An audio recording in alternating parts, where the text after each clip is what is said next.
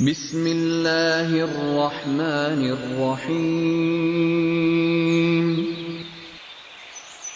وَلَقَدْ يَسَّرْنَا الْقُرْآنَ لِلذِّكْرِ فَهَلْ مِن مُّدَّكِرٍ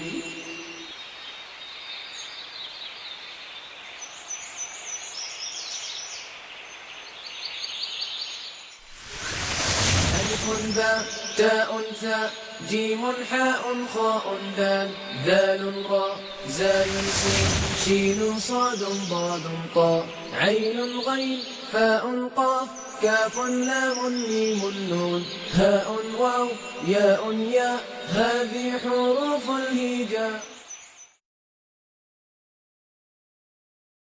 اعوذ باللہ من الشیطان الرجیم. بسم اللہ الرحمن الرحیم. حضرت عمران بن الحسین ہما فرماتے ہیں کہ جاء رجل الی النبی صلی اللہ علیہ وسلم.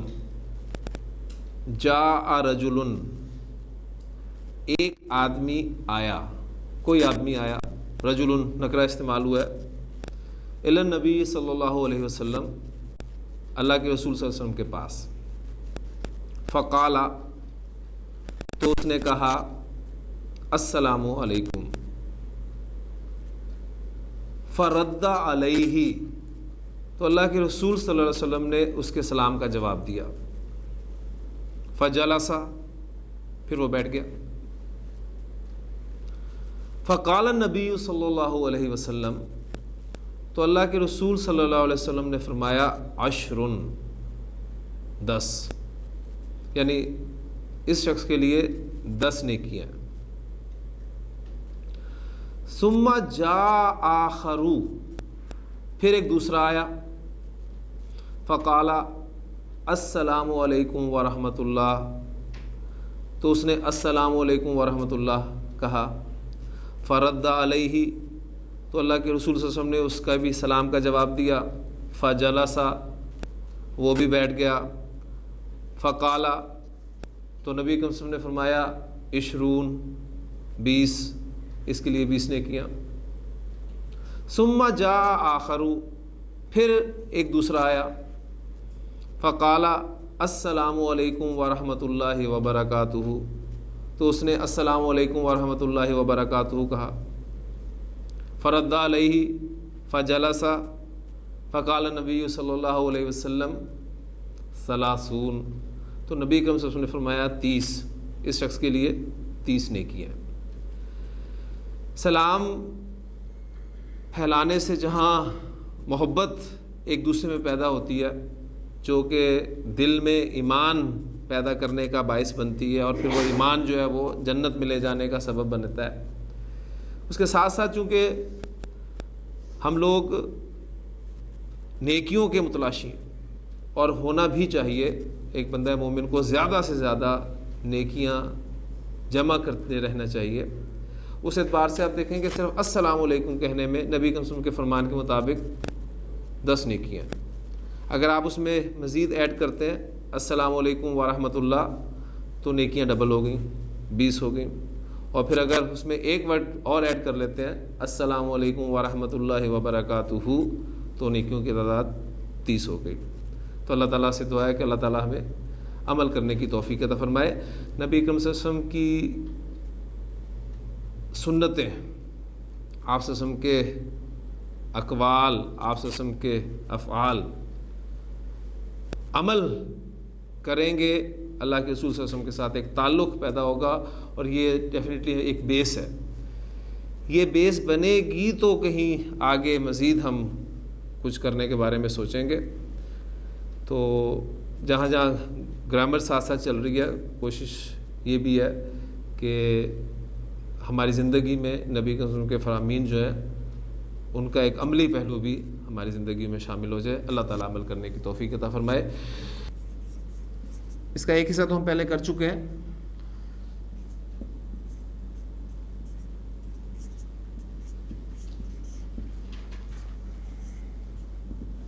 مسلمانوں نے گائے کو ذبح کیا اور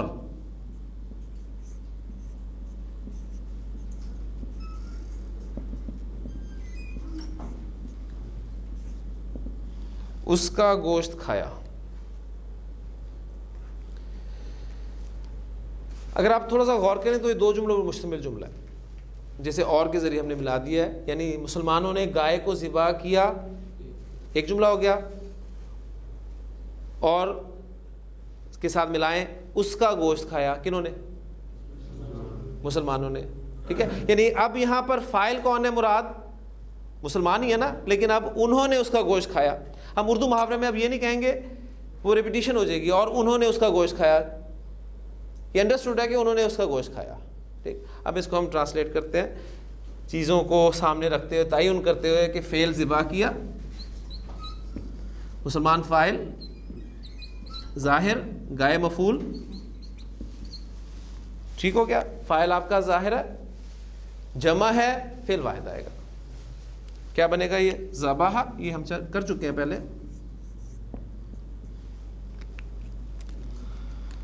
ذبح المسلمون,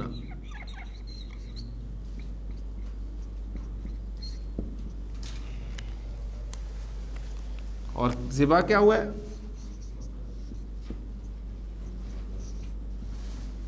ذبح المسلمون البقرۃ. اچھا جی, اور کے لیے سادہ ترین لفظ جو ہے وہ ہم استعمال کرتے ہیں واو کا, واہ. اب اس جملے میں فعل, فاعل اور مفعول کا تعین کریں. فعل تو آپ کے سامنے آ گیا, کھایا. فاعل, فاعل یہ ہے نا, اور یعنی یہاں پر یہ انڈرسٹوڈ ہے, اور انہوں نے اس کا گوشت کھایا. تو یہ جو انہوں نے ہے یہ اس کا فاعل ہے, اور فاعل ضمیر کی صورت میں ہے. اور مفعول کیا ہے؟ اس کا گوشت, یہ آپ کا مفعول ہو گیا. جی, اب کھانے کے لیے آپ کو مادہ معلوم ہونا چاہیے, حمزہ کاف لام, یہ مادہ کھانے کے لیے استعمال ہوتا ہے. ٹھیک ہو گیا. اس سے ڈائی کون سی استعمال ہوتی ہے؟ پہلی فعلہ والی, تو یہ بن گیا آپ کا اکلا. اب انہوں نے کھایا, فاعل ضمیر کی صورت میں, لہذا گردان کرتے جائیں, اکلا اکلا اکلو. ٹھیک ہے, وہ اکلو.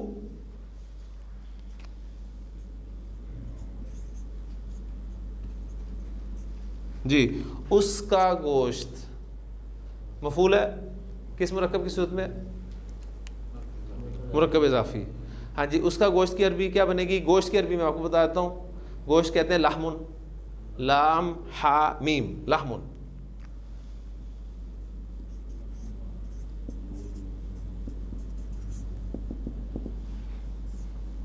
اچھا, یہاں اس سے مراد کون ہے؟ گائے. گائے مذکر ہے کہ مؤنث ہے؟ مؤنث ہے. لہذا اب یہاں پر اس آپ ضمیر استعمال کریں گے, مؤنث کی ضمیر, یعنی حالت جر والی ضمیر ہا. ٹھیک, یہاں میں ڈائریکٹ سے لکھ رہا ہوں.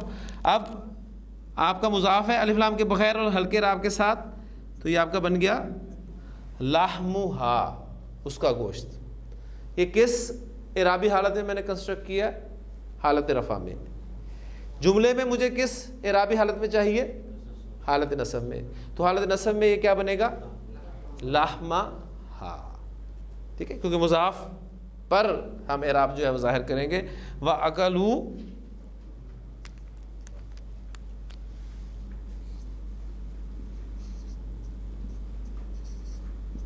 لحمہا. یہاں ایک بس ایک چھوٹا سا پوائنٹ تھا کہ اس کا بھی آپ نے خیال رکھنا ہے. ہم اردو میں چونکہ ہمارے لیے مثنیٰ جمع ان کو اردو محاورے میں عام طور پہ استعمال نہیں کیا جاتا, اس لیے کہیں آپ کنفیوژن نہ ہو. یہ آپ نے جملے سے اندازہ کرنا ہے کہ یہاں پر کیا انڈرسٹوڈ ہے.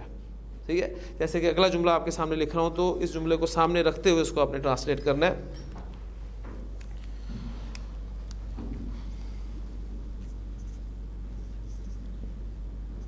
دو چور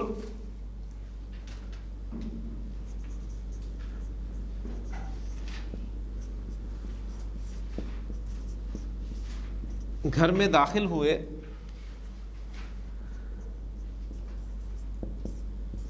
اور انہوں نے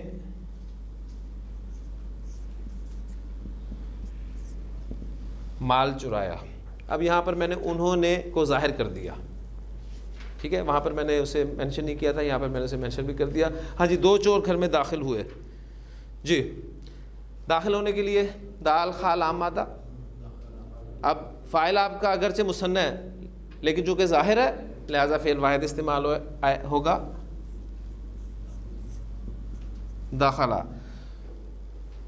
چور سین را قاف مادہ.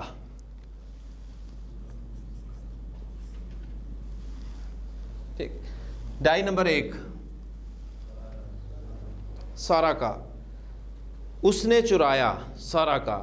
اب اسے کل جو ہم نے پریکٹس کی تھی, حمد کرنے والا حامدن, سجدہ کرنے والا ساجدن, مدد کرنے والا ناصرن, تو چوری کرنے والا سارقن. اسی اعتبار سے آئے گا سارقن ایک چور, اور 2 چور ہوں گے تو سارقانی. مثنی بنانا آپ کو آتا ہے تو دخل السارقانی,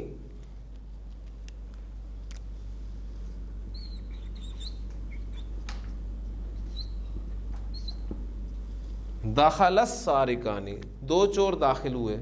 کہاں پر داخل ہوئے؟ گھر میں. ہاں جی, گھر میں کو سمپل اگر آپ کریں تو فی البیتی, سادہ ترین اس کی جو عربی ہوگی, یہ ہمارا اس سے متعلق فعل ہم کر دیں گے.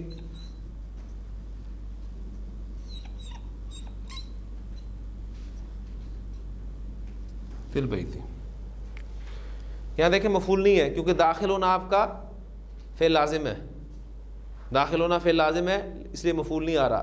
لیکن آگے جا کے آپ کو پتہ چلے گا کہ اس کو ہم مفعول فی کے طور پہ لے سکتے ہیں کہ کہاں پر داخل ہوئے ہیں, گھر میں داخل ہوئے ہیں, تو ہم اس کو یہ بھی کر سکتے ہیں دخل السارقان البیتا, یہ کر سکتے ہیں. لیکن ابھی آپ اس اسٹیج پہ جو ہے فی البیتی کے ساتھ اسے استعمال کریں. ہاں جی, اور انہوں نے مال چرایا. چرایا فعل, انہوں نے فاعل اور مال مفعول, تعین ہو گیا. ہاں جی, انہوں نے چرایا کیا عربی ہوگی؟ ہمارے پاس پہلا سیکھا ہے سارا کا, ٹھیک ہے نا. تو انہوں نے چرایا کون سا سیکھا نکلتا ہے؟ تیسرا. سوچ لیں, چور کتنے تھے؟ چور کتنے تھے؟ 2 چور تھے, لہذا اب یہاں پر سیکھا بھی مثنی والا استعمال ہوگا. سرقہ سرقا و سرقا.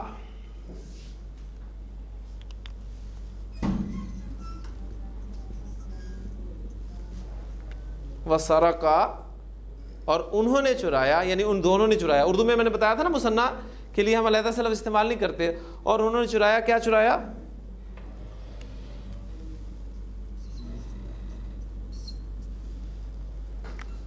المالا, اور انہوں نے مال چرایا. ہاں جی, کلیئر ہو گیا. بس یہ دیکھیں پوائنٹ صرف یہاں پر, انہوں نے یہاں بھی ہے, انہوں نے یہاں بھی ہے, لیکن ایک مرتبہ جب آپ کا فاعل ظاہر ہو گیا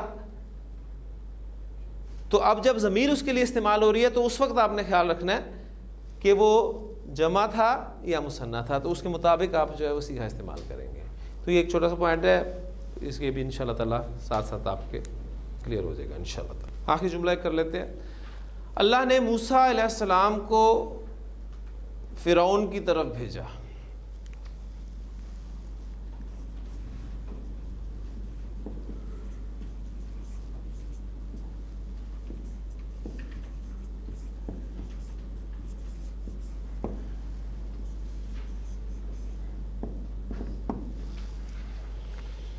جی, بھیجا فعل, مبعوث کیا کیونکہ رسول تھے اللہ کے وہ, ٹھیک ہے, رسول کو ایک خاص مشن دے کر اللہ تعالیٰ جو ہے وہ بھیجتے ہیں. تو یہ آپ کا فعل ہو گیا. فاعل اللہ, موسیٰ مفعول, ٹھیک ہے نا, اور فرعون کی طرف یہ آپ کا متعلق فعل ہو گیا. تو چاروں اجزاء جو ہیں میں چاہوں گا کہ وہ آپ کے سامنے کلیئر ہو جانے چاہیے، کیونکہ اس کے بعد ہم مزید آگے چلیں گے، پھر اس ڈیٹیل سے ہم اس جملہ فعلیہ کو نہیں کریں گے. یہ آپ کا فعل ہو گیا، یہ آپ کا فاعل، یہ آپ کا مفعول، اور یہ فرعون کی طرف یہ آپ کا متعلق فعل. جی با عین سا، ڈائی نمبر 1 باعثا. جب آپ کا فاعل ظاہر ہے تو مذکر کے لیے پہلا صیغہ، مؤنث کے لیے پہلا صیغہ، تھرڈ پرسن میں سے آپ استعمال کریں اس کو.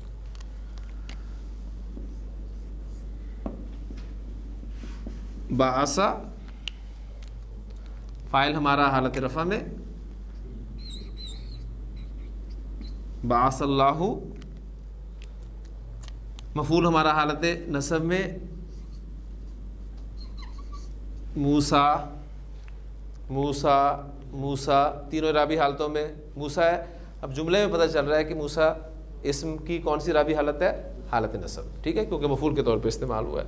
اور فرعون کی طرف متعلق فعل ہے، جار مجرور ہے، مرکب جاری، تو فرعون کی طرف کے لیے الا، ٹھیک ہے، اور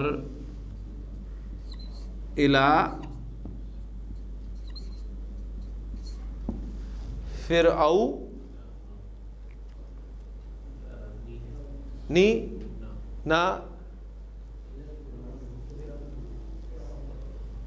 الا حرف جار ہے نا، تو حرف جار کیا کرتا ہے؟ اسم کو حالت جر میں لے جاتا ہے، ٹھیک ہے.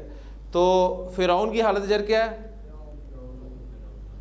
فرعون غیر منصرف اسم ہے، فرعون فرعونا فرعون. بعث اللہ موسیٰ الی فرعون،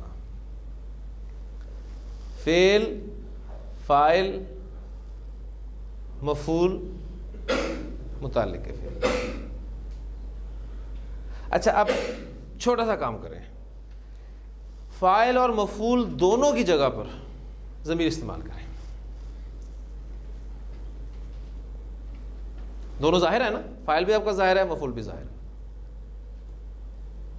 فعل اور متعلق فعل ایسے ہی رہنے دیں، فاعل اور مفعول کو ضمیر کی صورت میں لے جائیں. یعنی اس نے اس کو فرعون کی طرف بھیجا، تو اس کی عربی کیا ہوگی؟ اس نے بھیجا، بعثا. اس نے اس کو بھیجا، بعثا ہو، ٹھیک ہے. پیچھے زبر ہے تو الٹی پیش آ جائے گی، بعثا ہو الی فرعون. تو دونوں جملے میں بس فرق جو ہے وہ کلیئر ہونا چاہیے آپ کو کہ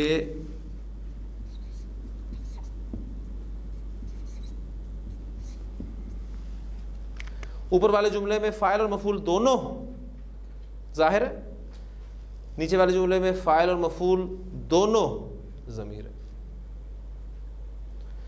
ایک جملہ اور بنا لیں اسی کے ساتھ، میں چاہ رہا ہوں کہ تاکہ فعل جو ہے وہ آپ کا پکا ہو جائے. اب فاعل کو ظاہر کر دیں، مفعول کو ضمیر کی صورت میں رہنے دیں. جی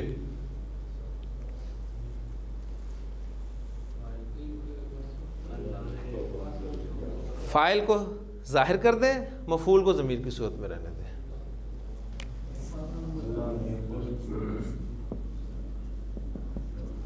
بعثا فاعل ظاہر ہے، مفعول ضمیر ہے، تو ضمیر پہلے آ جائے گا فعل کے ساتھ اٹیچ ہو کے، ایسے ہی ہے نا. تو بعثا ہو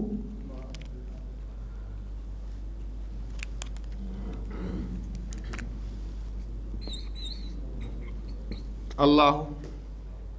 اور میں نے آپ کو بتایا تھا کہ یہ جتنے بھی الٹے کھڑے ہوتے ہیں جب انہیں ملا کر پڑھا جاتا ہے تو سیدھے ہو جاتے ہیں، ٹھیک ہے. لہٰذا ایسے آپ الٹے کو آپ سیدھے کے ساتھ لکھ دیں گے. بعثہ اللہ الی فرعون. اب ایک کام اور کریں، اب آپ فاعل کو ضمیر کی صورت میں لے جائیں اور مفعول کو ظاہر کر دیں. فاعل کو ضمیر کی صورت میں لے جائیں اور مفعول کو ظاہر کرتے ہیں.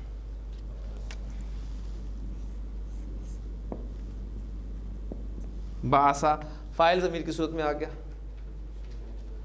مفعول کو ظاہر کر دیں, وہ کون ہے؟ موسیٰ ہی ہے نا. بعثا موسیٰ, ٹھیک ہے, اور الی فرعون.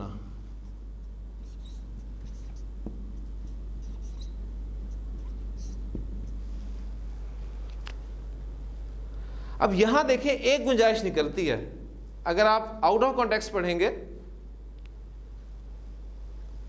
اس جملے کو تو موسیٰ تینوں حالتوں میں ایک ہی شکل رہے گی نا. تو یہ بھی ہو سکتا ہے اس جملے کا مطلب کہ موسیٰ علیہ السلام نے فرعون کی طرف بھیجا ہو کسی کو, یعنی کانٹیکسٹ میں آپ پڑھیں گے تو اللہ ہی بھیج رہا ہے موسیٰ علیہ السلام کو فرعون کی طرف. لیکن اگر ویسے یہ جملہ لکھا ہو تو اس جملے کا یہ ترجمہ بھی ممکن ہے کہ یعنی موسیٰ نے بھیجا فرعون کی طرف. کس کو بھیجا یہ مینشن نہیں ہے. بات کلیئر ہو گئی؟ تو یہ ساری چیزیں الحمدللہ ان 4 جملوں میں یہ سب ہو گیا. کہیں فاعل آپ کا ظاہر ہے, کہیں ضمیر ہے, کہیں مفعول آپ کا ظاہر ہے, کہیں مفعول آپ کا ضمیر ہے, کہیں دونوں ظاہر ہیں, کہیں دونوں ضمیر ہیں. اس سے زیادہ جملہ فعلیہ میں اور کچھ نہیں ہوگا. یہ صورتیں ہو سکتی ہیں, فاعل مفعول اس کے 2 جو اہم اجزاء ہیں, ٹھیک, اور دونوں کی 2 صورتیں, وہ یا تو ظاہر ہو سکتے ہیں یا پھر ضمیر کی صورت میں ہو سکتے ہیں. لیکن ایک سٹیپ ہم اب آگے چل رہے ہیں. عربی زبان کا انتہائی دلچسپ ترین ٹاپک, دلچسپ میں اپنے اعتبار سے اسے کہہ رہا ہوں, آپ کے لیے شاید یہ دلچسپ نہ ہو, اور کسی دور میں میرے لیے بھی یہ بالکل دلچسپ نہیں تھا, اور انگریزی کے اعتبار سے تو کبھی بھی یہ دلچسپ نہیں رہا. ٹاپک وہ ہے کیا؟ ہیڈنگ جس طرح ہمارا اصول رہا ہے بعد میں ہم رکھتے ہیں, پہلے میں آپ کو سمجھا دوں. دیکھیں, کیونکہ ہم نے تدریسی طریقہ اختیار کیا ہے, اور تدریسی طریقے کا مطلب یہ ہے کہ ہم سیکھی ہوئی زبان کی مدد سے نئی سیکھی جانے والی زبان کی قواعد سمجھ کر اس کو سیکھ رہے ہیں. تو اردو انگریزی یہ 2 زبانیں ہماری ایسی ہیں جن کی مدد سے ہم عربی زبان کو سیکھنے کی کوشش کر رہے ہیں, اور دونوں کی ایگزامپل میں آپ کے سامنے رکھوں گا. دیکھیں, انگلش میں ہم کہتے ہیں ٹو گیو, اس کے معنی ہوتے ہیں دینا, ٹھیک.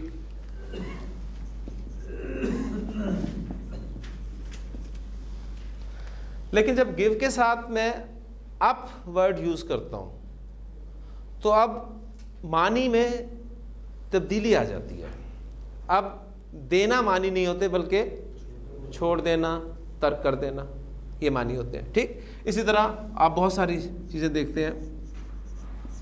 ٹو لک دیکھنا, پھر لک آفٹر دیکھ بھال کرنا, لک فار تلاش کرنا, لک انٹو غور و فکر کرنا, ٹھیک ہے. اکثر اپلیکیشن میں ہم لکھتے ہیں please look into the matter, ٹھیک ہے, معاملے میں ذرا غور و فکر کریں. تو یہ اس ورب کے معنی میں جو ہمارا بیسک ورڈ تھا ٹو لک, اس کے معنی میں تبدیلی کیسے آئی؟ کون سے الفاظ ہیں جنہوں نے اس لفظ کے معنی ہی بدل دیے؟ تو آپ دیکھ رہے ہیں کہ لک کے ساتھ آفٹر لگا, فار لگا, انٹو لگا, ٹھیک. یہ سب چیزیں کیا ہیں؟ یہ آپ کی ہیں پریپوزیشنز. پہلی بات, پریپوزیشنز معنی تبدیل کر دیتی ہیں. اب سوال ذہن میں, ایک بات ہم سب کے علم میں ہے کہ پریپوزیشنز کے حوالے سے کوئی قاعدہ ہے کہ کس ورب کے ساتھ کون سی پریپوزیشن لگے گی تو کیا معنی بنیں گے؟ کوئی قاعدہ نہیں. تو کیا کرتے آئے تھے؟ رٹا لگاتے آئے تھے. ہمیشہ یاد کرتے آئے تھے کہ فلاں ورب کے ساتھ یہ پریپوزیشن لگے گی تو یہ معنی بنیں گے. یعنی یہ پورا کا پورا ڈپینڈ کرتا ہے آپ کے یاد کرنے پر. اس کے لیے کوئی قاعدہ, کوئی کلیہ نہیں ہے. یا ڈکشنری ہم دیکھ کے پتہ کرتے تھے کہ کس ورب کے ساتھ کون سی پریپوزیشن لگے گی تو کون سے معنی بنیں گے. یا پھر ہم چونکہ پڑھتے رہتے تھے تو پڑھ کے جہاں جہاں پریپوزیشن استعمال ہوتی تھی وہ ہمیں یاد ہو جاتی تھی. اچھا, اس کے ساتھ یہ لگے تو یہ معنی ہوتے ہیں, اس کے ساتھ یہ لگے تو یہ معنی ہوتے ہیں. تو یہ پریپوزیشنز ہیں. اچھا, اردو میں پریپوزیشنز ہوتی ہیں کیوں جی؟ کیونکہ اردو ہماری اپنی زبان ہے نا, کبھی ہم نے غور نہیں کیا, لیکن اردو میں بھی پریپوزیشنز ہوتی ہیں. کیسے ہوتی ہیں دیکھیں, ایک فعل ہے جسے ہم فعل کہتے ہیں. پہلے تو اس لفظ کو ذرا دیکھیں, کام کا نام ہے, اصل میں تو مصدر ہے, یہ اسم ہے اٹھانا. اٹھایا ہمارا فعل ہوگا, یا اٹھاتا ہے یا اٹھائے گا یہ ہمارا فعل ہوگا. اٹھانا جبکہ ہم اسے اسم ہی کہیں گے, مصدر. اٹھانا, اب ایک مفہوم آپ کے ذہن میں فوری طور پہ آ گیا. اس کے ساتھ میں کچھ لفظ ایڈ کر دوں, مثلا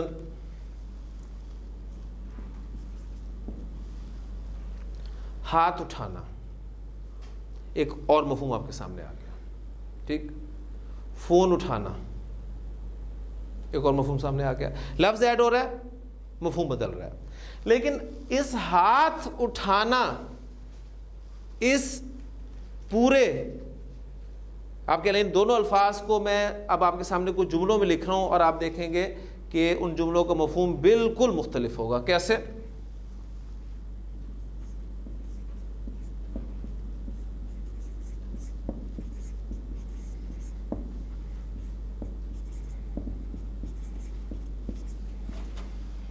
حامد نے آسمان کی طرف ہاتھ اٹھائے.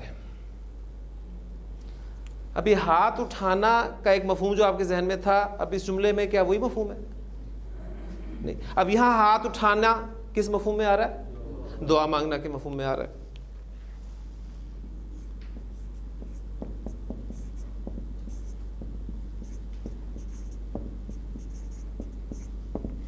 حامد نے زید پر ہاتھ اٹھایا, اب یہاں مارنا کے مفہوم میں آ رہا ہے.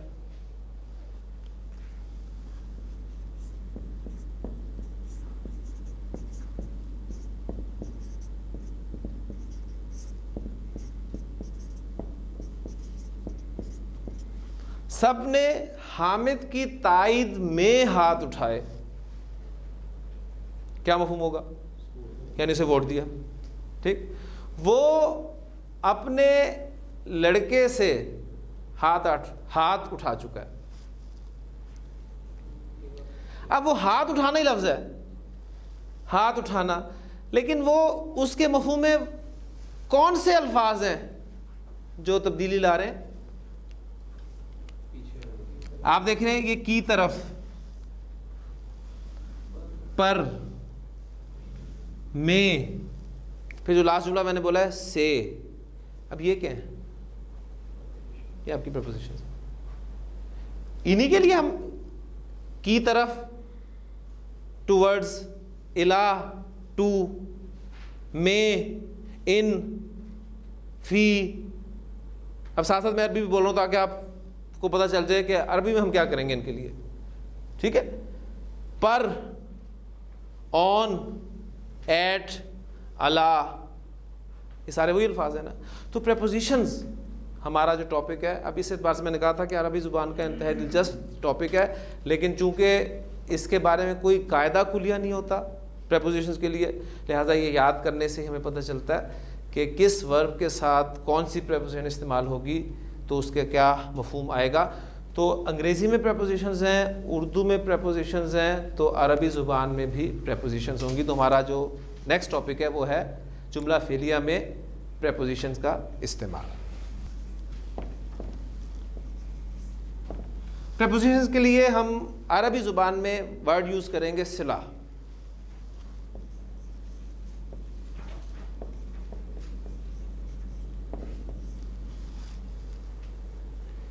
جملہ فعلیہ میں صلے کا استعمال.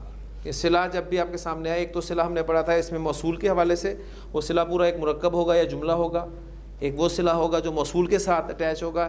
ایک یہ صلہ پریپوزیشن کے لیے ہم لفظ استعمال کریں گے, اور اس کو ہم بہت ڈیٹیل سے اس لیے نہیں پڑھ سکتے کہ سب ورب کے ساتھ پریپوزیشن پڑھانا ناممکن ہے. چند ایگزامپلز میں آپ کو دوں گا, صرف سمجھا دوں گا کہ اس کو استعمال کیسے کیا جاتا ہے جملے میں, اور پھر انشاءاللہ تعالیٰ قرآن مجید پریپوزیشن آپ کو خود سکھائے گا. پہلی بات نوٹ کر لیں کہ عربی زبان میں آپ پریپوزیشن استعمال کرنا چاہتے ہیں تو اس کے لیے آپ حروف جارہ استعمال کریں گے, بالکل اسی طرح جو میں نے آپ کے سامنے اردو, انگلش اور عربی ان الفاظ کی بولی ہے وہ سارے کے سارے حروف جارہ ہی ہیں ہمارے. تو پریپوزیشنز کے لیے عربی زبان میں حروف جارہ استعمال ہوتے ہیں. ایک بات ہوگی. اب دیکھیں فرق ورب میں کیسے پڑتا ہے پریپوزیشنز کے ساتھ. ذہبہ کا کیا ترجمہ ہوگا؟ کون گیا؟ وہ گیا. ذہبہ کے ساتھ جب با کی پریپوزیشن لگ جائے، با حرف جاری ہے نا ہمارا، سارے کے سارے حروف جارہ پریپوزیشن کے طور پہ استعمال نہیں ہوں گے، ذہن میں رکھیے گا. کچھ ہوں گے، اس میں سے ایک ہے با. ذہبہ کے ساتھ جب با پریپوزیشن استعمال ہوتی ہے تو اس کے معنی ہوتے ہیں وہ لے گیا.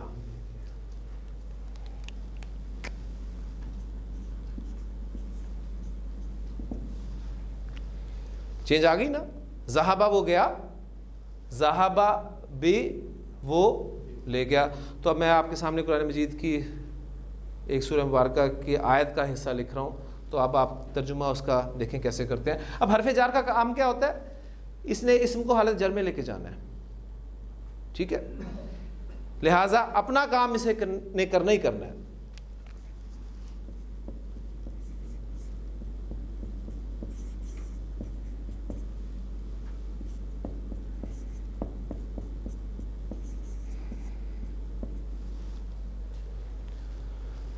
ذہب اللہ بنورہم،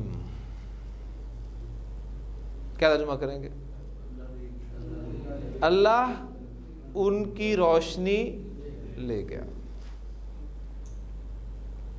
ذہبہ یہاں تک اگر آپ ترجمہ کریں گے، پہلے اگر اتنا حصہ کریں، ذہبہ وہ گیا، ذہب اللہ اللہ گیا، لفظی ترجمہ اس کا یہ ہوگا. آگے آپ دیکھیں گے کہ بنورہم، با کا اپنا کام ہو رہا ہے. اصل میں کیا تھا؟ نورہم، ان کا نور، ٹھیک. اچھا، ان کا نور جب یہ مفعول کے طور پہ آئے گا تو نورہم ہونا چاہیے تھا، لیکن با کی وجہ سے وہ نورہم ہو گیا. اب ذہبہ بھی کے معنی ہوتے ہیں لے جانا، لہٰذا آپ اس کا ترجمہ کرتے ہیں ذہب اللہ بنورہم، اللہ ان کی روشنی لے گیا. وَتَرَكَهُمْ فِي ظُلُمَاتٍ، یہ بھی آپ ٹرانسلیٹ کر سکتے ہیں.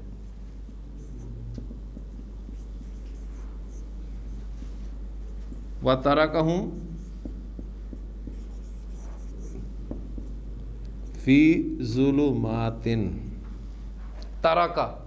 تَرَكَ اس نے چھوڑ دیا، وَتَرَكَهُمْ اور اس نے چھوڑ دیا انہیں، فِي ظُلُمَاتٍ ایسے اندھیروں میں، لا یبصرون وہ دیکھتے نہیں ہیں. ٹھیک.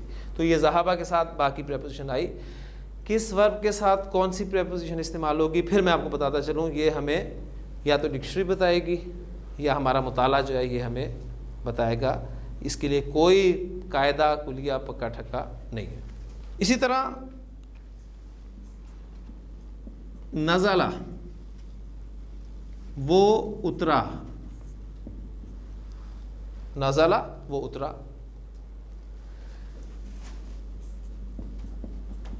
نزلہ کے ساتھ بھی جب با کی پریپوزیشن استعمال ہوتی ہے تو اس کے معنی ہوتے ہیں اس نے اتارا، اس نے نازل کیا.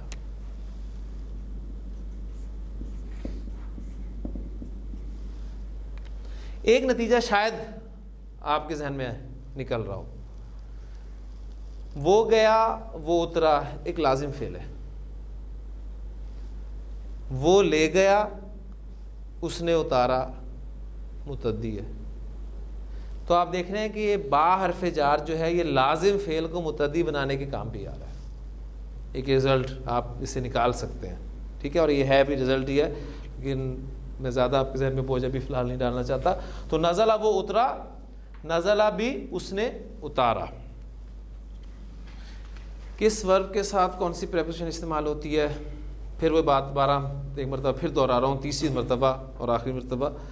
یہ ہمیں پتہ چلے گا عربی محاورے سے یا ڈکشنری سے. غفرا اس نے بخشا، اس کے ساتھ لازماً لام کی پریپوزیشن استعمال ہوتی ہے. یہ لازماً میں کیوں کہہ رہا ہوں؟ یہاں چلنے سے پہلے ایک بات اور سمجھ لیں.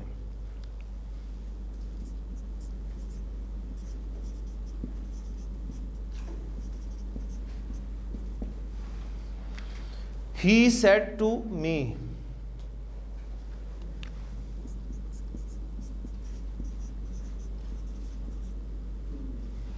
He told me. ٹیل کے ساتھ آپ پریپوزیشن یوز کرتے ہیں؟ نہیں کرتے. ورب ٹو سے کو آپ پریپوزیشن کے بغیر استعمال کرتے ہیں؟ نہیں کرتے نا. جب آپ مفعول استعمال کریں گے, آبجیکٹ استعمال کریں گے, تو لازماً آپ ٹو پریپوزیشن ضرور استعمال کریں گے. لازمی کرتے نا. یعنی آپ یہ کہہ سکتے ہیں ہی سیڈ, اس نے کہا, یہ جملہ ٹھیک ہے. لیکن جب آپ آبجیکٹ یوز کریں گے تو پھر ٹو کی پریپوزیشن آپ کو لازمی استعمال کرنی پڑے گی. ہی سیڈ ٹو می, یہ نہیں کہیں گے ہی سیڈ می, لیکن ہی ٹولڈ می کہیں گے, ہی ٹولڈ ٹو می نہیں کہیں گے. یہ ہے کہ نہیں ہے؟ تو کیا نتیجہ نکلا کہ ورب ٹو سے کے ساتھ آپ لازماً ٹو کی پریپوزیشن استعمال کرتے ہیں. یہ میں بات آپ سے کر رہا ہوں کہ غفارہ کے بعد لازماً لام کی پریپوزیشن استعمال ہوتی ہے. آپ اس کو وداؤٹ پریپوزیشن استعمال نہیں کر سکتے. یعنی آپ کہنا چاہتے ہیں نا, دیکھیں میں اب آپ کے سامنے جملہ رکھتا ہوں.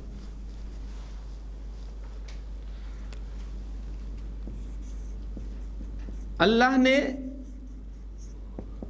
بخش دیا, اللہ نے معاف کر دیا. ٹھیک, تو اس کی عربی کیا ہوگی؟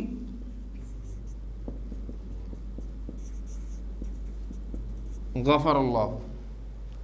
فعل اور فاعل غفر اللہ, اللہ نے بخش دیا. اب آپ کہنا چاہتے ہیں کہ اللہ نے اس کو بخش دیا. ٹھیک ہے, بلکہ پہلے اس سے پہلے ہم بائی ناؤن اسے مینشن کرتے ہیں, اللہ نے زید کو بخش دیا.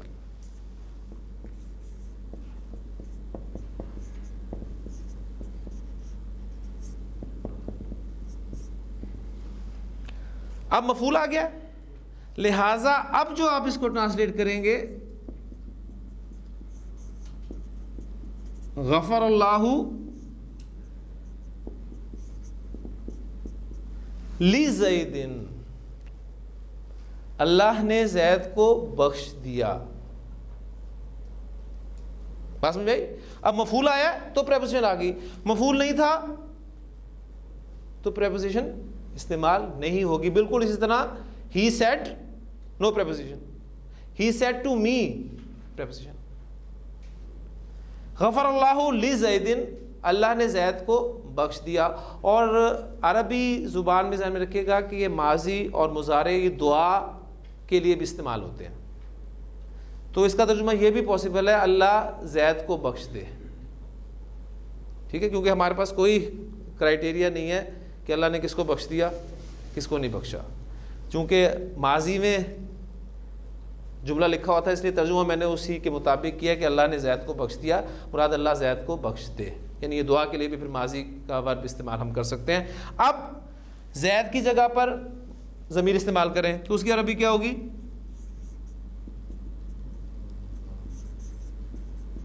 غفر اللہ لہو. یہ لام زیر والا ہے, یہ لام زبر والا کیوں؟ کیا یاد آیا؟ کون سا لام ہے یہ؟ پریپوزیشن کے لیے ہم کون سے حروف استعمال کرتے ہیں؟ حروف جارہ. حروف جارہ میں لام بھی ایک حرف جار ہے. ٹھیک ہے, لام حرف جار پر دو حرکات آ سکتی ہیں, اس پر زیر بھی آ سکتی ہے, اس پہ زبر بھی آ سکتی ہے. زیر کب آتی ہے, زبر کب آتی ہے, یہ باتیں یاد کریں. جب کوئی اسم ظاہر ہوگا تو لام جارہ زیر والا ہوتا ہے. جب لام جارہ کے ساتھ آپ ضمائر استعمال کرتے ہیں تو لام جارہ پر زبر استعمال ہوتی ہے. تو یہ پوائنٹس پیچھے کہیں کونے میں آپ کے تھے, لیکن یاد کرانے پر آپ کے سامنے آ گئے. یہ بات نہیں تھی کہ آپ کو بالکل پتہ نہیں تھے, پتہ تھے, بس ذرا پیچھے تھے, وہ اب تھوڑے سے آگے آ گئے. تو غفر اللہ لزید یا غفر اللہ لہو. اب دیکھیں آپ دعا مانگتے ہیں, ذرا غور کیجیے گا. اللہم اغفر لہو کہتے ہیں نا، غفارہ کے ساتھ آپ لام کی پریپوزیشن ضرور دیکھیں گے. اللہم اغفر لہو، اے اللہ اس کو بخش دے. اب بخش دے وہ فعل امر ہے، اللہ اس کو، اے اللہ اس کو بخش دے. اچھا پھر آپ دیکھتے ہیں، آپ دعائے جنازہ پڑھتے ہیں اللہم اغفر لحینا ومیتنا وشاہدنا وغائبنا وصغیرنا وکبیرنا وذکرنا وانسانا. تو اللہم اغفر لی، لام کی پریپوزیشن ہر کے ایک کے ساتھ چل رہی ہے. اچھا آپ نماز میں جو پڑھتے ہیں رب اجعلنی مقیم الصلاۃ ومن ذریتی ربنا وتقبل دعا، ربنا اغفر لی، اے اللہ مجھے بخش دے، ولی والدیہ، میرے والدین کو بخش دے، وللمؤمنین، اور مومنوں کو بخش دے. تو غفرہ آپ کو وداؤٹ پریپوزیشن استعمال نہیں ملے گا، بشرطے کہ اس کا مفعول ہو، کس کو بخشنا ہے. ٹھیک ہے، اگر سمپل ہو کہ اللہ نے بخش دیا تو وہ پھر آپ غفر اللہ، لیکن جس کو بخشا جائے گا وہ آپ کو لام کی پریپوزیشن کے ساتھ لازماً ملے گا. اب چونکہ ایگزامپل ہم نے سیڈ ٹو اور ٹولڈ کی دی تھی، تو اس کے لیے عربی زبان میں ورب استعمال ہوتا ہے قالا. اس کی بھی ایگزامپل آپ کو ساتھ ہی رکھ دوں. قالا کے ساتھ یہ بالکل ٹو سے کے معنی میں استعمال ہوتا ہے عربی زبان میں، اس کے ساتھ بھی لازماً لام کی پریپوزیشن استعمال ہوتی ہے. ٹھیک ہے، قرآن مجید سے دیکھیں ایگزامپلز آئیں گی تو آپ کو مزہ آئے گا انشاءاللہ تعالیٰ. قالا اس نے کہا،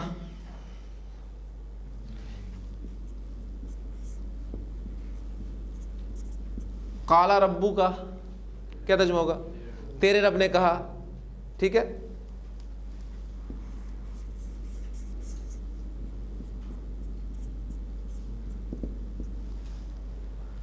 قال ربک للملائکۃ، تیرے رب نے فرشتوں سے کہا. اب یہ دیکھیں وہ ٹو کی پریپوزیشن ہے نا، وہ لام کی پریپوزیشن عربی زبان میں استعمال ہو رہی ہے. وَإِذْ قَالَ رَبُّكَ لِلْمَلَائِكَةِ وَإِذْ قُلْنَا لِلْمَلَائِكَةِ.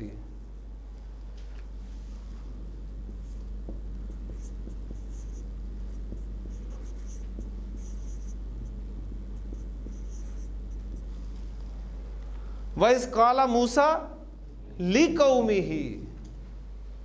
اب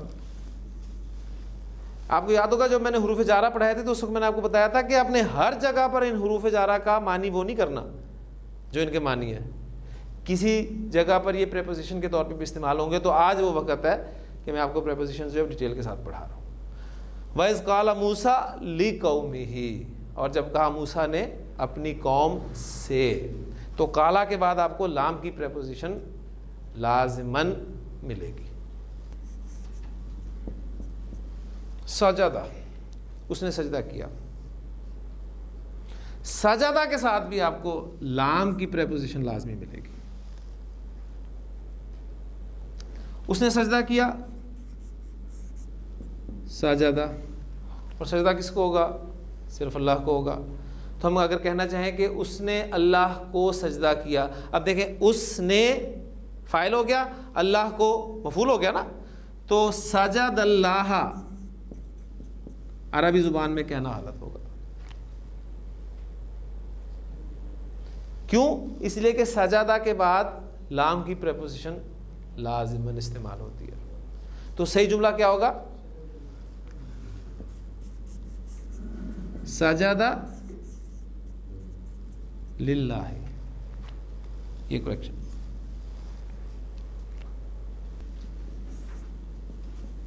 امرا، اس کے معنی ہوتے ہیں حکم دینا کے. ٹھیک ہے، امرا اس نے حکم دیا.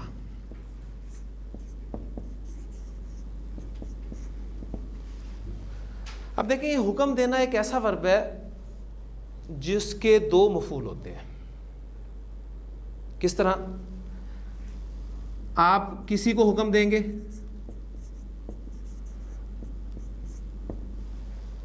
ٹھیک ہے، ایک وہ ہوگا جس کو حکم دیا جا رہا ہے، اور دوسرا وہ ہوگا جو حکم دیا جا رہا ہے، جس چیز کا حکم دیا جائے. ایسے ہوگا نا. جملہ اردو میں لکھتا ہوں، اللہ نے مسلمانوں کو نماز کا حکم دیا.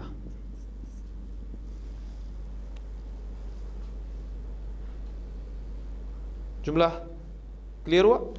ایک تو سادہ جملہ تھا نا، اللہ نے حکم دیا، اس کو بھی سامنے رکھیں. اللہ نے حکم دیا. ہاں جی، ٹرانسلیٹ کر لیں اس کو آپ کے لیے. امرا اور فاعل اللہ، امر اللہ. یہاں تک تو کوئی مشکل نہیں آپ کو. اب جملہ آ رہا ہے آپ کے سامنے، اللہ نے مسلمانوں کو حکم دیا. اب مسلمانوں کو حکم دیا تو یہ مفعول ہو گیا، مفعول. اب اللہ نے مسلمانوں کو نماز کا حکم دیا. مسلمانوں کو حکم دیا جا رہا ہے، اور کس چیز کا حکم دیا جا رہا ہے؟ نماز کا حکم دیا جا رہا ہے. تو یہ جو دو مفعول میں نے لکھے ہیں، یہ دونوں یہاں آ گئے نا. اب اس کے بارے میں نوٹ کر لیں کہ جس کو حکم دیا جاتا ہے عربی زبان میں، وہ تو وداؤٹ پریپوزیشن استعمال ہوتا ہے، سمپل اسی طریقے سے، نارملی کوئی پریپوزیشن نہیں استعمال ہوتی اس کی. تو ٹرانسلیٹ کریں، کیا بنے گا؟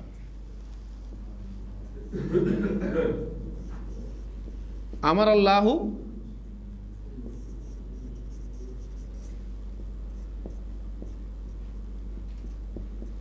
امر اللہ المسلمین. کلیئر؟ اللہ نے مسلمانوں کو حکم دیا. اب جس چیز کا حکم دیا جا رہا ہے، جس چیز کا حکم دیا جائے گا، وہ با کی پریپوزیشن کے ساتھ استعمال ہوتا ہے. جس چیز کا حکم دیا جائے گا وہ با کی پریپوزیشن کے ساتھ استعمال ہوگا. تو نماز کا حکم دیا جا رہا ہے، اب نماز ورڈ کو آپ با کے ساتھ استعمال کریں گے تو کیا بن جائے گا؟ بالصلاۃ.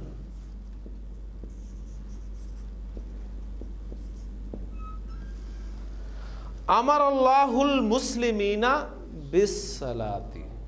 اب یہ با کیا ہے؟ یہ آپ کی پریپوزیشن ہے، یہ آپ کو جملے میں بتا رہی ہے کہ اس چیز کا حکم دیا جا رہا ہے.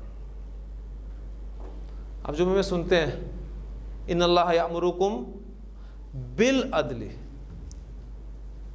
سنتے ہیں نا، اللہ تمہیں حکم دیتا ہے عدل کا.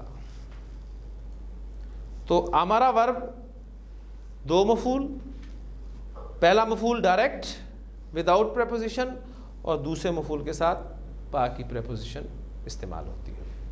ٹھیک ہے.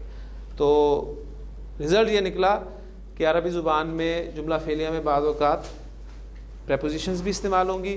پریپوزیشنز کے لیے حروف جارہ کا استعمال ہوتا ہے، اور جیسے کہ بہدین صاحب نے فرمایا کہ نتیجہ انہوں نے نکالا کہ یہ مفعول کے ساتھ استعمال ہو رہی ہیں. ٹھیک.